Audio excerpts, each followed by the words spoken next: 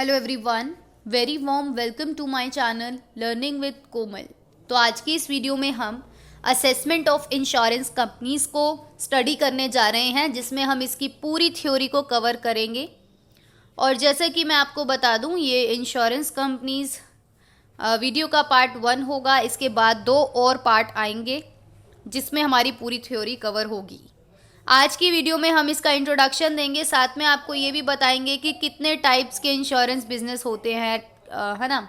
तो ये भी हम स्टडी करेंगे और साथ में पूरा एक्सप्लेन करेंगे।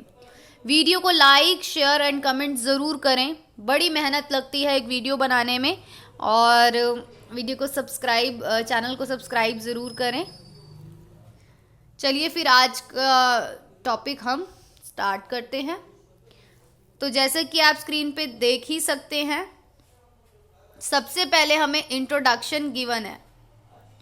तो अब क्या बोला गया है कि insurance business include any surplus arriving to life as well as general mutual insurance concern which will fall under the word income and as such would be taxable। यहाँ पे बोला गया है कि इंश्योरेंस बिजनेस में क्या क्या इंक्लूड होता है। कोई भी सरप्लस हुआ arriving to life as well as general mutual insurance से, कोई भी सरप्लस हुआ, कोई भी प्रॉफिट हुआ, कोई भी इनकम हुई लाइफ इंश्योरेंस से या फिर म्यूचुअल इंश्योरेंस कंसर्न्स की, यानी कि जो भी ये लाइफ इंश्योरेंस कंपनीज होती हैं या म्यूचुअल इंश्योरेंस कंपनीज होती हैं, तो इनको जितना भी इनका फ़ायदा होता है, जितना भी इनका सरप्लस होता है, जितनी भी इनका प्रॉफिट होता है ना, वो जो है टैक्सेबल होती है। इनकी इनकम क्या होती है? टैक्सेबल होती है। उनको इस इनकम पर टैक्स पे करना होता है। तो अब section 44 expressly state profit and gains from any business of insurance shall be computed according to the method prescribed in the rules contained in first schedule of the act। तो इन्होंने बोला है कि सेक्शन 44 में पीजीबीपी का जब हमने section 44 पढ़ा था तो हमने ये पढ़ा था कि कोई भी प्रॉफिट एंड गेन्स हो रहा है इंश्योरेंस बिजनेस से ना, तो वो shall be computed according to the methods। तो जो भी हमारे इनकम टैक्स एक्ट की फर्स्ट शेड्यूल में मेथड्स गिवन है ना, उनके अकॉर्डिंग हम उनका कंप्यूटेशन करेंगे और उस पर टैक्स लगेगा। तो इसीलिए insurance business would treat all incomes. तो इसीलिए इंश्योरेंस बिजनेस में सभी इनकम इंक्लूड होंगी, house property, capital gain, other source, सारी बिजनेस इनकम जो भी होंगी वो भी हम इंक्लूड करेंगे। इंश्योरेंस बिजनेस से मान लो कोई इंश्योरेंस बिजनेस कर रहा है, तो अब उस इंश्योरेंस बिजनेस ने कोई हाउस प्रॉपर्टी खरीद रखी है, उसी के नाम पर है, उसी बिजनेस के नाम पर है, उसी कंपनी के नाम पर है, तो वो लेट आउट किया हुआ है अगर वो हाउस, तो वहाँ से इनकम हो रही है, या कोई कैपिटल गेन हो रहा है, या कोई अदर सोर्स से इनकम हो रही है, वो सब टैक्सेबल है, सब कंप्यूट किए जाएंगे। Let's talk about What do you understand by insurance. Insurance से आप समझते क्या है और आपको इसके टाइप्स को एक्सप्लेन करना है। तो जैसा कि आप देख ही सकते हैं, यहाँ पे हमें गिवन है a protection is offered by the insurance to the concerned parties. की प्रोटेक्शन ऑफर किया जाता है। ऑब्वियसली इंश्योरेंस में क्या होता है, हम जो है रिस्क के अगेंस्ट जो है, लॉसेस के अगेंस्ट जो है इंश्योरेंस प्रोवाइड करते हैं पार्टीज़ को। लाइक आपने भी इंश्योरेंस करा रखा होगा, हो सकता है आपने हेल्थ इंश्योरेंस भी करा रखा हो, लाइफ इंश्योरेंस भी करा रखा हो, या आपने अपने व्हीकल्स का भी इंश्योरेंस करा रखा हो, है ना। तो अब ये क्या है, इंश्योरेंस का मतलब तो हम जानते हैं रिस्क के अगेंस्ट, लॉसेस के अगेंस्ट जो है वो इंश्योरेंस एक प्रोटेक्शन जो है ऑफर करता है। तो अब ना कुछ टाइप्स ऑफ इंश्योरेंस होते हैं, उसको हम स्टडी करेंगे। एक होता है हमारा लाइफ इंश्योरेंस और एक होता है हमारा नॉन लाइफ यानी कि जनरल इंश्योरेंस। तो लाइफ इंश्योरेंस इस टाइप से होते हैं हमारे, इतने टाइप के, और नॉन लाइफ यानी कि जनरल इंश्योरेंस इतने टाइप के होते हैं। लाइफ इंश्योरेंस में आपका आएगा पूरी लाइफ का life insurance, whole life, endowment policy, joint life insurance policy, annuity policy, sinking fund policy, group insurance policy, term insurance और मनी बैक पॉलिसी। तो ये सारे लाइफ इंश्योरेंस के अंतर्गत आएंगे। साथ में हमारे जनरल इंश्योरेंस होते हैं, जिसमें लाइक आपने अपनी मोटर व्हीकल का इंश्योरेंस करा रखा है, आपने फायर इंश्योरेंस करा रखा है, थेफ्ट इंश्योरेंस करा रखा है, आपने मरीन यानी कि सी से रिलेटेड व्हीकल्स जो होते हैं, ट्रांसपोर्टेशन होता है, मरीन इंश्योरेंस उसको बोलते हैं। मरीन को ये भी बोल सकते हैं लाइक किसी का शिपिंग बिजनेस है, मतलब सी के थ्रू जो है बिजनेस गुड्स जो है वो इंपोर्ट एक्सपोर्ट होते हैं, तो वो लोग मरीन इंश्योरेंस कराते हैं ताकि उनके जो भी गुड्स होते हैं वो उनके लॉसेस के अगेंस्ट जो है वो एक तरीके से इंश्योरेंस कराते हैं। अभी हम स्टडी भी करेंगे। सोशल इंश्योरेंस हो गया, क्रॉप इंश्योरेंस हो गया, ऑब्वियसली एग्रीकल्चर से रिलेटेड है, इंजीनियरिंग हो गया और मिसक्लेनियस और किसी भी चीज़ का हो गया। Let's talk about life insurance. तो अब लाइफ इंश्योरेंस क्या होता है? लाइफ इंश्योरेंस क्या होता है? Insurance which is taken for the life of an individual, उसी को हम लाइफ इंश्योरेंस बोलते हैं। तो it is a contract made between the insured and the insurance company. Obviously आपने इंश्योरेंस कंपनी से अपना लाइफ इंश्योरेंस करा रखा है, तो आप इंश्योर्ड पार्टी हो गए और इंश्योरेंस कंपनी के साथ तो आप दोनों पार्टीज हो गई, राइट? अब individual can take the insurance for the life of another person. Obviously कि इंडिविजुअल जो है वो अपने अपने रिश्तेदार, अपने अपने जो भी उनके रिलेटिव्स हैं, या अपने चिल्ड्रंस का, या अपनी वाइफ का, अपने स्पाउस का, अपने पेरेंट्स का, सबका, किसी अदर पर्सन का इंश्योरेंस करा सकते हैं। Also in addition to his own life, और अपनी खुद का भी लाइफ का इंश्योरेंस करा सकते हैं।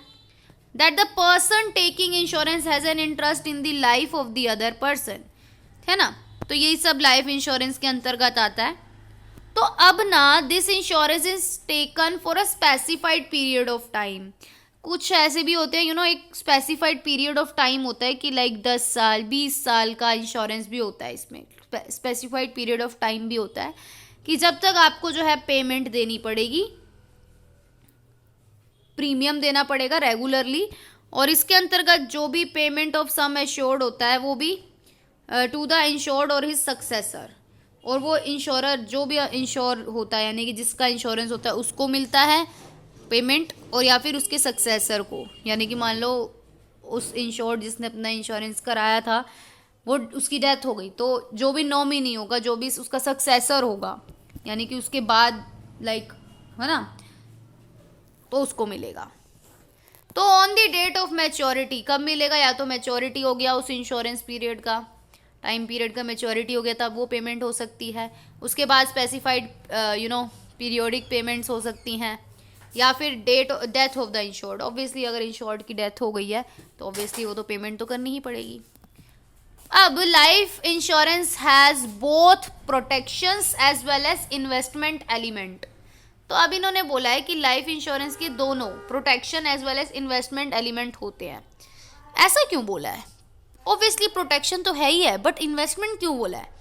क्योंकि यहाँ पे ना मनी बैक का भी अब इन्होंने स्कीम चला दिया है कि आप जो पैसा एज अ इंश्योरेंस दे रहे हो, LIC वालों ने ये कर रखा है ना कि आप जो भी आप पैसा अपना इंश्योरेंस का दे रहे हो वो आपका एक तरीके से एक इन्वेस्टमेंट भी हो रही है, क्योंकि वो पैसा कुछ स्पेसिफाइड पीरियड ऑफ टाइम के बाद आपको पे कर दिया जाएगा, है ना? तो इसीलिए इन्वेस्टमेंट भी बोला गया यहाँ पे, क्योंकि amount is received in both cases. Amount जो है वो दोनों ही केसेस में मिल जाएगी, भले ही इंश्योर्ड डाई हो जाए, भले ही वो सर्वाइव कर जाए इस पर्टिकुलर टाइम पीरियड तक। तो अब there can be several type of life insurance. Number 1 whole life insurance policy, कि आपने पूरी लाइफ जब तक एक पर्सन जिएगा तब तक का उसका इंश्योरेंस हुआ है। तो under this type of insurance the insured make payment of the premium to the insurance company all over his life, और after his death insurance company जो है वो पेमेंट देगी उसके लीगल हायर को। उसके बाद एंडोमेंट पॉलिसी आता है। एंडोमेंट पॉलिसी में क्या होता है? इंश्योरेंस पॉलिसी एक स्पेसिफाइड पीरियड ऑफ टाइम के लिए जाती है और पेमेंट जो है वो इंश्योर्ड पर्सन को की जाती है या फिर लीगल हायर को की जाती है जब भी टाइम पीरियड खत्म होता है, यानी कि मैच्योरिटी डेट पर या फिर इंश्योर्ड की डेथ हो गई तब, जो पहले होगा इसमें से। इट मीन्स कि अगर टाइम पीरियड मैच्योरिटी डेट आ गई तो ऑब्वियसली तब पेमेंट करनी पड़ेगी, या फिर डेथ अगर पहले हो गई तो तब करनी पड़ेगी, which ever is earlier. Let's talk about joint life insurance policy. नाम से ही पता चल रहा है ना, जॉइंट। जॉइंट का क्या मतलब है कि 2 और मोर पर्सन जॉइंटली हैं इस इंश्योरेंस पॉलिसी में, कि 2 और more person jointly and the sum assured is paid by the insurance company. और सम कौन दे रहा है? इंश्योरेंस कंपनी देगी। और to all other case in case of death any one of them, मतलब उनमें से किसी एक की भी हो गई तो भी उनको पेमेंट करनी पड़ेगी। But if all the insured survive, लेकिन सभी इंश्योर्ड सर्वाइव कर गए तो सिर्फ और सिर्फ डेट ऑफ मैच्योरिटी में मिलेगी ऑब्वियसली पेमेंट, है ना। एन्यूटी की बात करें, एन्यूटी पॉलिसी क्या है? Insurance company make payment of specified amount. अब इंश्योरेंस कंपनी जो है वो पेमेंट कर देती है स्पेसिफाइड अमाउंट की, which is not very large to insured को, यानी कि जिसने इंश्योरेंस कराया, all over his life as an income. तो this payment can be monthly, quarterly, half yearly. और तो यहाँ पे कुल मिला के ये बात बोली गई है कि इंश्योरेंस कंपनी जब पेमेंट करती है ना बाद में, लाइक मैच्योरिटी पीरियड पे होने पर, तो यहाँ पे बोला गया एन्यूटी पॉलिसी। एन्यूटी पॉलिसी का ये मतलब है कि लमसम अमाउंट नहीं दी जाएगी इंश्योर्ड को, उसको ना मंथली दिया जाएगा पेमेंट, या उसको 3 महीने में दिया जाएगा यानी कि क्वार्टरली, या उसको 6 महीने में मिलेगी हाफ ईयरली, या उसको ईयरली मिलेगी। तो ये एन्यूटी आता है जिसमें इंश्योरेंस पॉलिसी एक मुश्त भुगतान नहीं करती, यानी कि लमसम पेमेंट नहीं करती, बट वो क्या करती है? मंथली, क्वार्टरली, हाफ ईयरली और ईयरली पे करती है। Let's talk about sinking fund policy. Sinking fund policy से आप क्या समझते हैं? तो this type of insurance policy is generally used for such firms and company which perform the function of creating reserves. तो अब ये जो इंश्योरेंस पॉलिसी है ना, ये जनरली फर्म्स और कंपनीज के लिए यूज की जाती है, ये वाली policy, which perform the function of creating reserves. नाम से ही पता चल रहा है ना, सिंकिंग फंड, याद आया होगा कुछ अकाउंटिंग से रिलेटेड, जब सिंकिंग फंड हम बनाते थे क्योंकि हमें डिबेंचर्स का रिडेम्पशन के लिए पेमेंट चाहिए होता था, याद आया होगा थोड़ा सा। तो अब सिंकिंग फंड यहाँ से बोला गया है कि विच perform the function of creating reserves. ये वाली पॉलिसी एक तरीके से रिजर्व क्रिएट करने के लिए बनाई जाती है, replacement of the fix asset and for the payment of liability. जैसे कि मैंने आपको बता ही दिया, डिवेंचर्स लाइबिलिटी होती है कंपनी की, तो लाइबिलिटी की पेमेंट करने के लिए ये रिजर्व बनाया जाता है, और क्योंकि इंश्योरेंस कंपनी के साथ बना दिया जाता है, इस टाइप की insurance policy sinking fund policy कहलाती है। Let's talk about another type, that is group insurance policy. तो ग्रुप इंश्योरेंस पॉलिसी क्या होता है? This insurance policy is taken by an owner for his employees. तो अब ना ये ऑनर ले रहा है, ये पॉलिसी किसके लिए ले रहा है? अपने एम्प्लॉइज के लिए ले रहा है, या फिर कोई एसोसिएशन अपने मेंबर्स के लिए ले रही है, in the name of the whole group, पूरे ग्रुप के नाम पर ये इंश्योरेंस पॉलिसी ली जाती है। टर्म इंश्योरेंस पॉलिसी से आप क्या समझते हैं? टर्म इंश्योरेंस पॉलिसी में क्या होता है? Insurance company make payment of a large sum of money to the legal heir. Okay, तो यहाँ पे ना लार्ज सम ऑफ मनी पे की जाती है लीगल हायर को, यानी कि जो भी इंश्योर्ड या फिर लीगल हायर को का जो इंश्योर्ड इंश्योर्ड पर्सन का जो लीगल हायर होता है उसको, और the person authorise by the insured in case of the death of the insured. तो ऑब्वियसली कि भाई अगर एक पर्सन की, यानी कि इंश्योर्ड पर्सन ने, कोई पर्सन बता रखा है कि मेरी डेथ के बाद इसको जो है ये पॉलिसी दी जाएगी, ये पेमेंट की जाएगी, उसको ये दिया जाता है। तो अब इसमें ना प्रीमियम की अमाउंट लो होती है, यानी कि कम होती है, कंपेयर करें अदर टाइप ऑफ पॉलिसीज से। ऐसा क्यों होता है? क्योंकि यहाँ पर पेमेंट जब ही मिलेगी जब इंश्योर्ड की डेथ होएगी, ठीक है, इसीलिए इसकी कम होती है। मनी बैक पॉलिसी की बात करते हैं। तो this policy is suitable for the person who need money at a specified interval of time. अब ना कुछ पर्सन्स ऐसे होते हैं जिनको समय समय पर ज़रूरत पड़ती रहती है पैसों की, तो उनके लिए ये मनी बैक पॉलिसी आया है कि the term of insurance this policy is 20 years और 20% of sum assured is paid at the interval of every 5 year.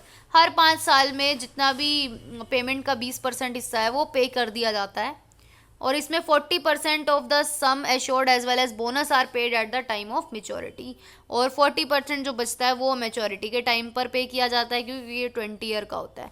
यहाँ पे कोई भी किसी तरीके का लोन जो है प्रोवाइड नहीं होता इस पॉलिसी में। तो ये तो थे हमारे लाइफ इंश्योरेंस वाले जो पॉइंट्स थे, पॉलिसीज थी, वो हमने स्टडी करी। Let's talk about general insurance. तो जनरल इंश्योरेंस की हम बात करेंगे। तो अब ना जितने भी type of insurance except the life insurance के अलावा जो भी इंश्योरेंस होते हैं वो जनरल होते हैं। लाइक आपका फायर इंश्योरेंस हो गया, आपका थेफ्ट हो गया, आपका मरीन हो गया, आपका इंजीनियरिंग का हो गया, तो ये सारे जो है इंक्लूडेड होते हैं। Let's talk about motor vehicle. एक सेकेंड। तो मोटर व्हीकल की बात करेंगे तो insurance of both the personal as well as commercial vehicle.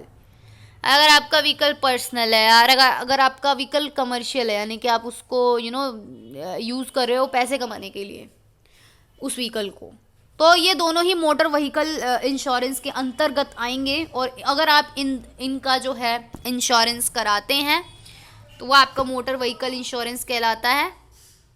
इसमें ना इंश्योरेंस कंपनी ये एश्योर करती है कि वो पेमेंट करेगी इन चीज़ों की। किन चीज़ों की? नंबर 1 कि कोई एक्सीडेंट हो गया या व्हीकल का थेफ्ट हो गया, यानी कि चोरी हो गई, या फिर लॉस हुआ to a third party caused by an accident, या फिर loss caused by death of the driver and other passenger in an accident. तो अगर व्हीकल में या तो एक तो डेथ का है, दूसरा third party, loss to a third party, यानी कि आपने एक्सीडेंट कर दिया और किसी की गाड़ी ठोक दी, तो अगर उसकी गाड़ी का जो है लॉस हो गया तो वो उसका कॉम्पनसेशन कौन देगा? वही इंश्योरेंस कंपनी। ठीक है।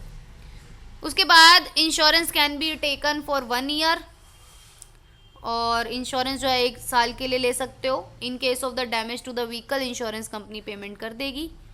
और फायर की बात करते हैं, फायर इंश्योरेंस। तो insurer take the responsibility of the compensation of the loss caused by fire to the property of the insured.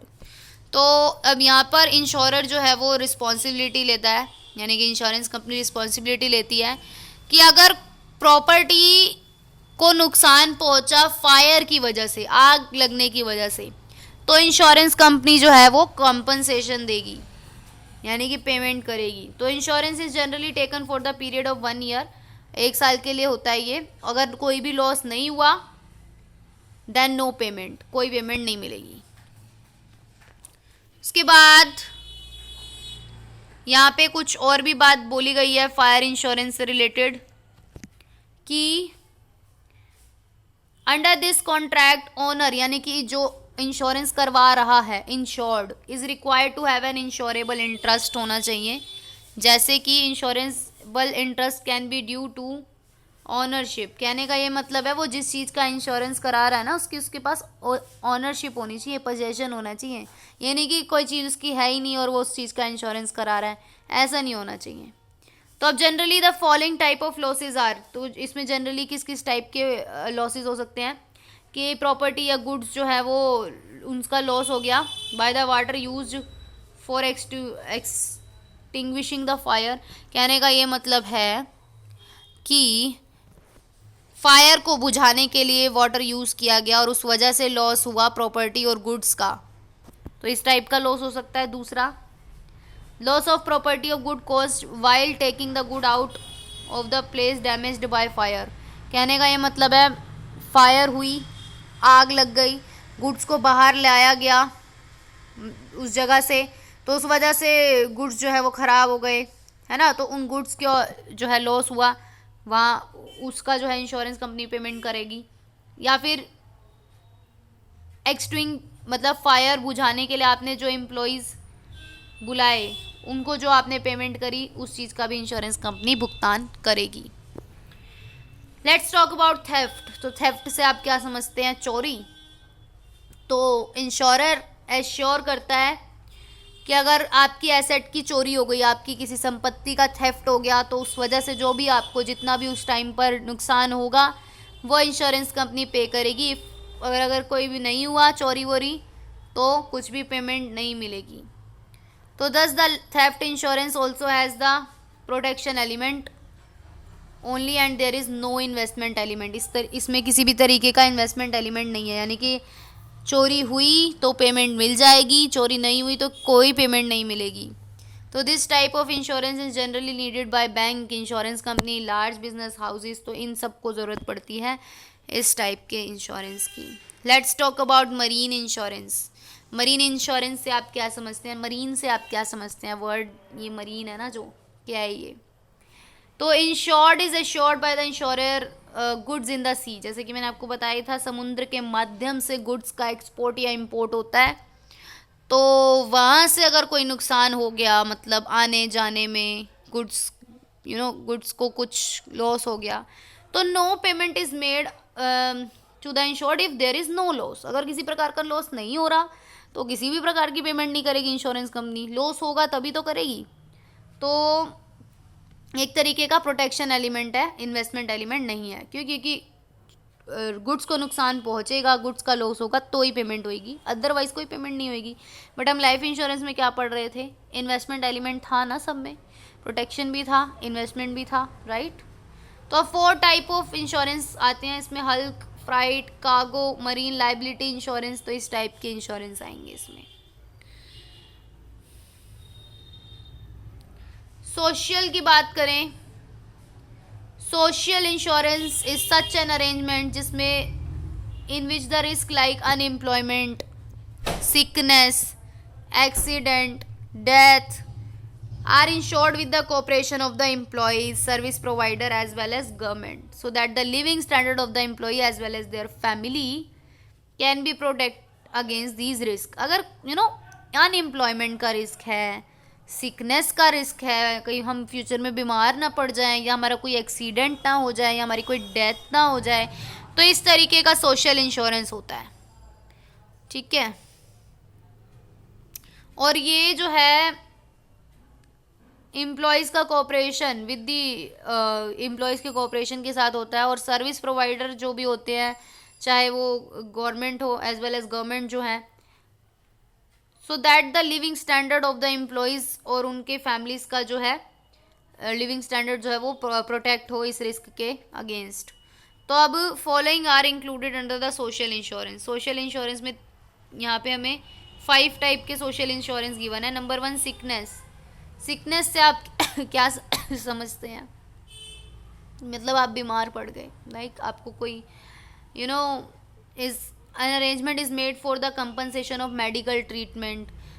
Medical treatment में खर्चा हो गया, medicine as well as loss of salary, क्योंकि आप बीमार हो, आप काम पे नहीं जा सकते, तो आपको सैलरी नहीं मिलेगी, तो उस चीज़ का भी तो लॉस हो रहा है ना। तो इस चीज़ में जो है 4 subsidiary companies of the general insurance company issue the health insurance policy under the mediclaim scheme. तो यहाँ पे जो है 4 सब्सिडरीज कंपनी जो है हमारी जनरल जीआईसी की जो 4 सब्सिडरी कंपनीज हैं, यानी कि जीआईसी ने इन चारों कंपनी को होल्ड करा हुआ है, जीआईसी इनकी होल्डिंग कंपनी है इन चारों की। तो जैसे कि वो जो है ना हेल्थ इंश्योरेंस पॉलिसी इशू करती हैं और मेडिक्लेम स्कीम की, आप मेडिक्लेम तो आप जानते ही होंगे, तो वो हमारा इंश्योरेंस है सिकनेस का। डेथ की बात करें तो इकोनॉमिक असिस्टेंस, यानी कि आर्थिक मदद दी जाती है to the dependents of the insured. Insured person की डेथ हो गई और उस पर जो लोग डिपेंडेंट थे उनको आर्थिक मदद दी जाती है ड्यूरिंग द वर्क। और मतलब इंश्योर्ड पर्सन की डेथ कैसे हुई? वर्क के दौरान, वो कोई काम कर रहा था, तो जहाँ पे भी वो काम करता होगा वहाँ पे।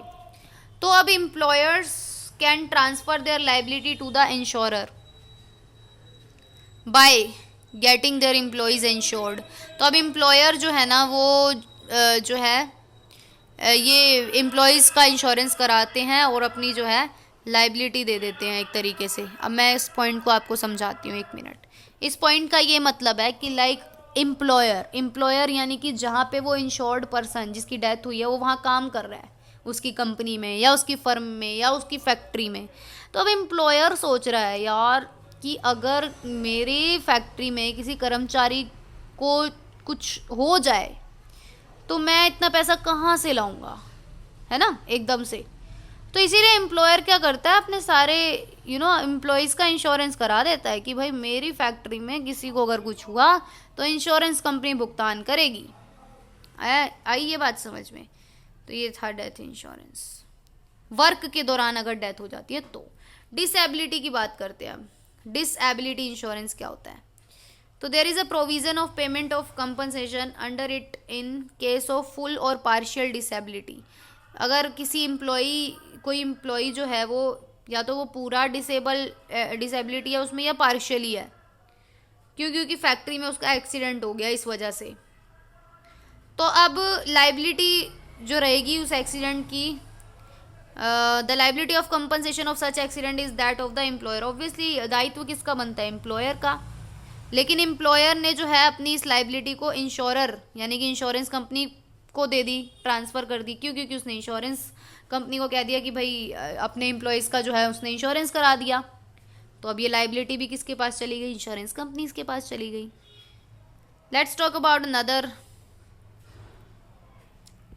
तो अब यहाँ पे गिवन है हमें अनएम्प्लॉयमेंट इंश्योरेंस। तो इस टाइप के इंश्योरेंस में जब एन इंश्योर्ड बिकम अनएम्प्लॉयड, कि अगर अनएम्प्लॉयमेंट, जैसे कि आप नाम से ही पता चल रहा है कि एक इंश्योर्ड पर्सन यानी कि जिसने इंश्योरेंस करा रखा है वो अनएम्प्लॉयड होता है कुछ रीजंस की वजह से, तो उसको आर्थिक सहायता दी जाती है जब तक कि वो एम्प्लॉयमेंट ना हो जाए यानी कि एम्प्लॉयड ना हो जाए।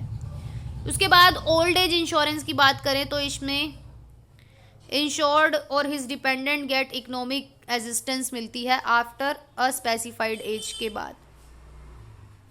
इसके बाद आता है हमारा क्रॉप इंश्योरेंस। तो क्रॉप इंश्योरेंस क्या होता है? ऑब्वियसली नाम से क्या पता चल रहा है? एग्रीकल्चर। तो 2/3 of the Indian population depend है एग्रीकल्चर पर, right.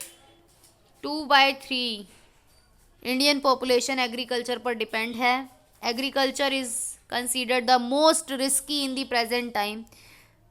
There was a very less use of this type of insurance in the ancient time, but its popularity has increased nowadays. आप जानते हैं क्रॉप को कोई नुकसान हो गया उसकी भरपाई कौन करेगा? क्रॉप इंश्योरेंस होने लगे आज के टाइम में। क्रॉप को इंश्योर कर दिया जाता है।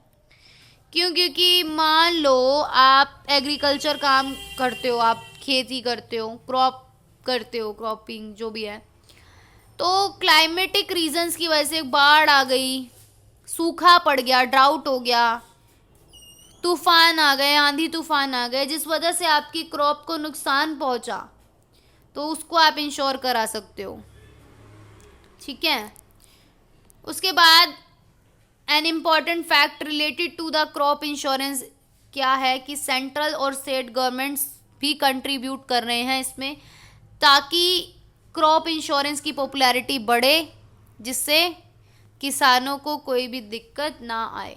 इंजीनियरिंग इंश्योरेंस की बात करें, ये एक नया टाइप का इंश्योरेंस है, इंजीनियरिंग, जो कि प्रोटेक्शन प्रोवाइड करता है पर्सन्स को भी एज वेल एज कॉन्ट्रैक्टर्स को भी, जो कि कंस्ट्रक्शन और डेवलपमेंट से जुड़े हुए हैं उन लोगों को, जैसे कि against the loss to the plant as well as machinery, electrical equipment. इनका अगर कोई नुकसान हो गया तो आप इंजीनियरिंग इंश्योरेंस कराइए, आपको भरपाई कर दी जाएगी। मिसक्लेनियस में कौन से आएंगे? मिसक्लेनियस में आपके कुछ अलग अदर जो भी रिस्क होते हैं, common man wants to have a protection, जिसके लिए एक मैन कॉमन मैन को प्रोटेक्शन चाहिए, तो वो मिसक्लेनियस के अंतर्गत आएंगे। जैसे कि पर्सनल एक्सीडेंट आ गया आपका, आपका पर्सनली एक्सीडेंट हो गया तो आप इंश्योरेंस करा सकते हैं। लीगल लाइबिलिटी की बात करें तो this type of insurance is also term as liability insurance. Liability का इन द सेंस कि यहाँ पे बोला गया है कि various liabilities may arise due to the leakage of poisonous gas in a factory, mistake by a doctor, death or full disability of an employee during the work। जैसे कि अभी हमने लाइबिलिटी वाले पढ़े तो थे पॉइंट्स कि भाई आपकी फैक्ट्री में किसी एम्प्लॉयज़ को का एक्सीडेंट हो गया, या किसी एम्प्लॉय आपकी फैक्ट्री में जो है कोई जहरीली गैस का लीकेज हो गया और एम्प्लॉयज़ मारे गए, मतलब मर गए, तो उस टाइप से जो है ये इंश्योरेंस होता है। रिलायबिलिटी गारंटी इंश्योरेंस का क्या मतलब होता है कि reliability, honesty of the employees of an organisation and promise to make compensation to any loss caused by their dishonesty. कहने का ये मतलब है कि अगर आपकी कंपनी है और आपके किसी एम्प्लॉय की बेईमानी की वजह से आपको कोई लॉस हुआ है, तो आप इस टाइप का इंश्योरेंस ले सकते हैं और इसमें जो है आपको प्रोटेक्शन मिल सकता है। क्रेडिट इंश्योरेंस की बात करें तो क्रेडिट इंश्योरेंस के बारे में बोला गया है कि बैड डेट्स, नाम से ही पता चल रहा है कि हमारे क्रेडिटर्स हैं और बैंकक्रप्सी हुई है, डेटर्स की पैसा नहीं दे रहे, उधार दिया था हमने, दे नहीं रहे, चुका नहीं रहे, तो आप क्रेडिट इंश्योरेंस से प्रोटेक्ट हो सकते हैं। ट्रैवल की बात करें तो protection to the insured against various type of risk. Obviously travelling कर रहे हैं तो रिस्क तो होगा ही ना। मान लो फ्लाइट में जा रहे हो और क्या नाम है, एयरप्लेन जो है आपका क्रैश हो जाए, है ना, सिकनेस या इंजरी हो जाए, रास्ते में एक्सीडेंट हो जाए, डेथ हो जाए, एमरजेंसी नीड पड़ जाए हेल्थ से रिलेटेड, तो ये ट्रैवल इंश्योरेंस में आएगा।